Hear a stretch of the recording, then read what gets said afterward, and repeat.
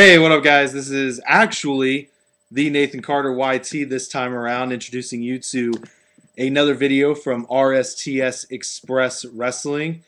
I've been rummaging around in Ryan Jarvis's closet, as you can see. So, I'm trying to get the mojo going. Anyway, I have on the phone today or tonight, Trevor Shear. Are you with me, Trevor? I'm here. I understand you have some It's news. MVPScheer123r88 for everybody on YouTube land. I have I have.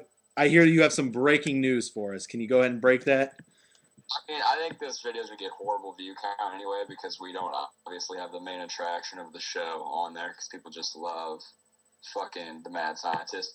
But, yeah, earlier today, I guess the story broke for everyone that ROH won't let Adam Cole and the Briscoes go to the E.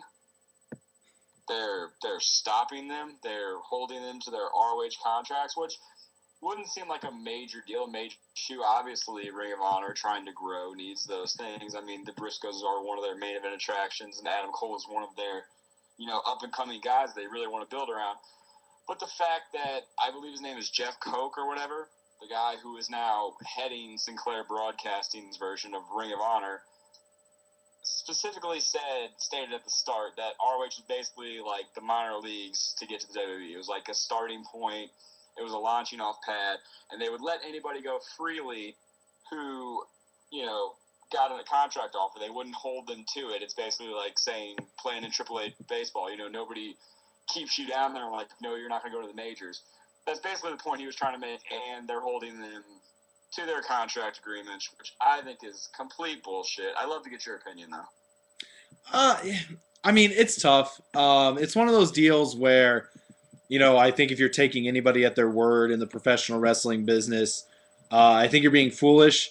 I think it's foolish for these talents to sign these contracts anyway. I mean, you have a guy like Cole Cabana who has all but stated publicly and privately that he thinks it's ridiculous for people to sign these contracts. I mean, they're independent professional wrestlers. They're not making, you know, I'm assuming they're not making, top level money in Ring of Honor. And it's a No. company that, I mean, I would probably suggest has lost some popularity recently compared to maybe its previous levels. I don't I exactly would agree know. with that, too. I don't really know what the numbers are, but you know, on one hand, I do see how it's kind of uh, it's kind of garbage that they have to stick around in Ring of Honor if the E wants to take a look at them. But at the same time, when you sign a contract, you kind of have to know what you're getting into. At the end of the day, it matters what's on the paper as opposed to the words. Even though there are some laws for verbal contracts, so it should be interesting to see if Adam Cole or either of the Briscoes will try to get out of these contracts through the legal system. Right. The big thing is I feel like wrestlers, at least especially on the indie scene, and they are in WWE too, but I feel like on the indie scene they should definitely be independent contractors and be able to book themselves wherever they want to go because they're probably not making, except for maybe, the top guys like a Rich Dirt Edwards, good enough money to actually, live off of successfully without having a second job. I know a lot of guys have a second job as, fucking working at a fucking grocery store, something like that. The wrestler for, it was a little bit maybe over the top, but most of that stuff is pretty real in the independent wrestling world. And, the fact that Ring of Honor won't let them go to WWE, which would obviously, give them chance to be hugely successful and millionaires if they ever got to a top level. Say, if you bring the Briscoes in and they become the next Rock and Roll Express, Midnight Express, if they revitalize the tag team division, in order to, get on top of the card and, actually earn money, earn top dollar for, their efforts in the ring. They've given Ring of Honor 10 years of their services. It's not like, these are guys, it's not like Brock Lesnar, like, coming to the WWE and then pushing him for a year and then he leaves. This is like, these are guys that have been there since, like they say, day one. So, I think the major problem for me here is the fact that, Ring of Honor said they would let them go. And now I think, Jim Cornette's probably pulling strings in the back, and trying to say, no, we don't want you to go now because we're trying to pick up steam. Because I have actually heard, even if the popularity is down, I have heard the places where they actually air their TV show, it does draw very good ratings for them. So, I mean, I've heard a couple people say it draws, 1 million viewers. Now, I think that's a little outlandish. I believe Meltzer may have reported that it draws as much as TNA. I think it's a little crazy just because they don't, air in as many homes, not near as many because they don't have as many TV outlets. But, I've talked to some of the guys, who are actually in Ring of Honor, who actually, do confirm that, hey, it does pull in a good rating. And, if they think they're building steam, obviously they're not going to want to let go of, their top tag team attraction. And a guy that they're definitely building towards the future, that is main eventing their 10th anniversary show, which should be one of their biggest shows of the year. It seems more of like a tag wars type show, but I mean, it is still a big deal for Ring of Honor. I mean, getting to 10 years, not very many indie companies even make it that long. And I think there's a pride issue there. Like, they want to become big, but they know if they lose all these people, it's going to be like ECW all over again. And I don't think they want that to happen. Right, absolutely. But I mean, I do think at the same time, these wrestlers, probably for the first time in their careers, are dealing with people outside of the wrestling business. This isn't a wrestling company that owns this place. This isn't wrestling people that own this place. I mean, this is a corporation. This is a business. This is a media business. And it's not, they're going to stray away from the typical, handshake, and they may not understand that the E is a bigger place. Especially if they're looking to really build Ring of Honor. Now, at the beginning, they may have very well have been like, right now this is the minors, but where are their aspirations? Where do they want the company to go? Whether or not those aspirations are false or not, I mean, we as wrestling fans might know that they're never going to pass WWE, probably never going to pass TNA unless TNA dies at some point. So TNA is powered by a lot of money. You got to realize the only reason TNA is probably still afloat is because Panda Energy makes complete bank. Right. I mean, that's another example. I mean, those guys are not working for wrestling people. They're working for a business. They're working for a corporation. And so, it's interesting. It's different. I think we hold these people to the standards of traditional wrestling business, whereas they're coming in from the business world, which is very much about contracts, very much about money, very much about vision, and everyone being on board and things like that. So, the people that they're dealing with too are kind of different. Personally, I think in the future, I think wrestling talents, independent talents, should be a lot more hesitant before they sign any sort of exclusivity deal with any sort of company. I agree. Regardless, I mean, Ring of Honor, Dragon Gate USA. I just think on the independent level, it's pretty ridiculous to attach yourself to one company.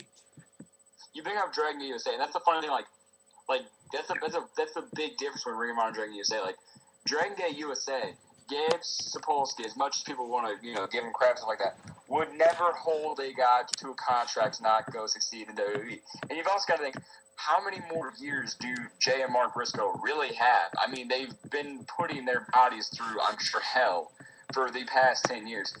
I mean, I imagine their careers lasted maybe 5, possibly 10, if they really wanted to push it out that long. But I mean, why not let those guys who have been there, since day one for your company, why not let those guys try to be successful somewhere else in the big times where their FCW contracts, while they may not be making huge money, it'd probably still be more than they're making in Ring of Honor. Plus, I mean, it opens up so many more opportunities for them. I just think, it's kind of unfair. I think the thing is that Ring of Honor goaded them into signing the contract by saying, yeah, if you get an offer from WWE, we'll let you go. And I think it made people feel safe enough to, they may have trusted Ring of Honor too much, so they wouldn't go back on what they said before. And now they're kind of caught in the contract that they signed when they probably didn't think there was a chance for them to be caught. They probably, it's in the wrestling world. Like, you don't take someone on their word, because it never seems to turn out well for them. Right. And I think the comparison between the way Ring of Honor runs their contracts and the way Dragon Gate USA runs their contracts, I think to compare them is a little bit unfair, just because I feel like, I mean, they are the two predominant indies in the United States, but at the same time, they're kind of in different places. I don't know if I think maybe Chikara is even bigger than Dragon Gate USA. Right. Regardless. I think the big difference there between Ring of Honor and Dragon Gate USA is Ring of Honor runs about 4 a year. Dragon Gate USA runs about 13. Well, no, I mean, I'm just saying from a business perspective and from a company structure. I mean, I guess Dragon Gate USA has the home company's backing behind it. But, I mean, everybody, I've been reading about this, and people are always pointing to, well, Gabe let Moxley go, and Gabe let these guys go, and Gabe lets people go from their contracts. But if Gabe had a big corporation, had a media conglomerate backing him, and say they had a budgeting TV show, maybe Gabe rethinks that. I think it's unfair to compare Gabe to Sinclair Broadcasting Group. I just think it's apples to oranges. But that media conglomerate told them specifically, we are the minor leagues, and if you get a contract from the major league, which is WWE, if you get a contract there, we will not stop you. I think that's the big thing. It's not like Ring of Honor said that and then Sinclair came in and changed it. It's been put there since day one. So, I mean, it's not like anyone knew what they were getting into. You have to know eventually your talent's going to want to leave, especially if you're in Ring of Honor. They're eventually going to want to succeed somewhere else. Everyone, I mean, if you're a wrestler and your goal isn't to wrestle, if you're an American wrestler and your goal isn't to wrestle in the WWE, or say if you just really love Japan, you can wrestle in Japan, then there's a problem with you. I mean, I don't think Davey Richards even wants to wrestle in Ring of Honor for the rest of his life. I think he would like to move to the WWE sometime. I think everybody wants a shot to make it huge, to put a statement on the business. Nobody's going to remember the Briscoes if they were just a super great Ring of Honor tag team. Everyone will remember them if they go to WWE and they revitalize the tag team division. I'm just saying. Right, but but I cannot get trying to hold over the Briscoes. But at the same time, I guess the point I'm trying to make is that I am having a difficult time, I guess feeling sorry for these guys, because you just can't take people at their word. It's just you just can't. If Ring of Honor says, if Sinclair Broadcasting said to them, hey, if you sign with WWE, we'll let you out of your deal. Those guys should have made sure that language was in the contract. Yeah, I agree there. And I mean, there are laws of verbal contracts, so it'll be interesting to see if if they can get out of the contracts. I mean, you can buy out any contract. I mean, absolutely, it'll be interesting to see. Want to pay that kind of money? I mean, it depends on what the money is. We don't know what the money is. I would guess the money is 6 figures. I really would. I would guess Ring of Honor is trying to hold on to them pretty tightly. Do you think the Briscoes are worth? I mean, why would it be 6 figures for a buyout? I don't think WWE would pay that. Do you think the Briscoes are making 6 figures right now? No, but I think in order to buy out their contract, I think the Ring of Honor would put some ridiculous amount on top of it. I think the Briscoes are pulling in 30 to 40 grand probably, which is not chump change, but I mean, it's not WWE number money. Yeah, I'd be interested to see what the legal rules on that are. I don't know if within any contract you can, put an amount of money in the buyout that is so outrageously above the amount of money that the actual contract is worth. I'm not a lawyer. I'm not in law school. I can't say for sure. I just have a feeling that I don't think the number is as high. I don't think it's 6 figures. I think it's going to be around where it's going to be where Ring of Honor feels like their revenue would be with the Briscoes, main eventing shows and that such. But we maybe have time for a final thought from you if you'd like. I don't know. I mean, like I said, I'm conflicted on this. I didn't have a major problem until I read that they had actually said, hey, if you want to move on, you can move on. And then to revoke that, I think that's kind of childish on Ring of Honor part. I think a lot of their stuff is kind of childish now. Their whole, beef with Dragon USA.